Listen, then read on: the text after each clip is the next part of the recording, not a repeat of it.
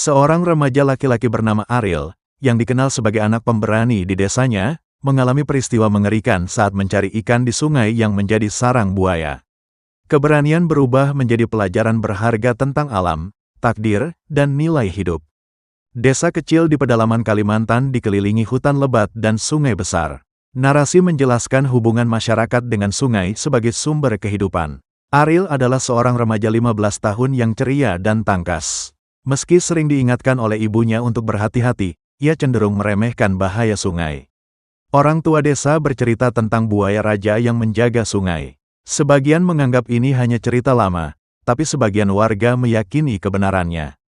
Ariel sering memancing atau menangkap ikan di sungai, meskipun ia tahu daerah itu rawan buaya.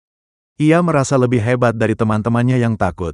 Suatu malam, seorang nelayan desa hilang di sungai, hanya ditemukan perahu kosong dengan bekas gigit. Meski ibunya melarang, Ariel memutuskan untuk tetap pergi ke sungai pagi itu dengan alasan membantu. Saat berada di perahu kecil, Ariel merasa ada sesuatu yang mengawasi dari dalam air.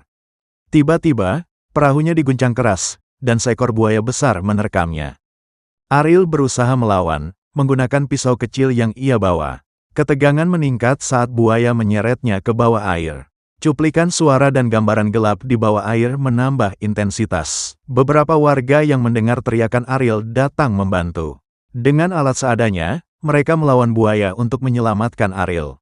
Namun, tak semua orang berhasil lolos dari peristiwa itu. Ariel selamat, tetapi mengalami luka serius di kaki yang menyebabkan dirinya sulit berjalan seperti sebelumnya.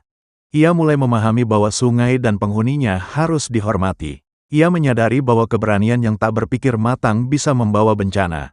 Desa belajar pentingnya menjaga jarak dari habitat buaya, sekaligus menghormati kisah-kisah leluhur yang sering dianggap mitos. Kadang, keberanian bukan tentang melawan alam, tapi tentang memahami batas-batasnya. Sungai bukan hanya milik manusia. Ariel berbagi kisahnya sebagai peringatan bagi anak-anak lain untuk lebih menghargai alam dan tidak menantang bahaya tanpa pemikiran. Kadang, keberanian bukan tentang melawan alam, tapi tentang memahami batas-batasnya. Sungai bukan hanya milik manusia. Cuplikan sungai yang dalam dan mencekam, bayangan buaya di air, ekspresi ketegangan pada wajah karakter.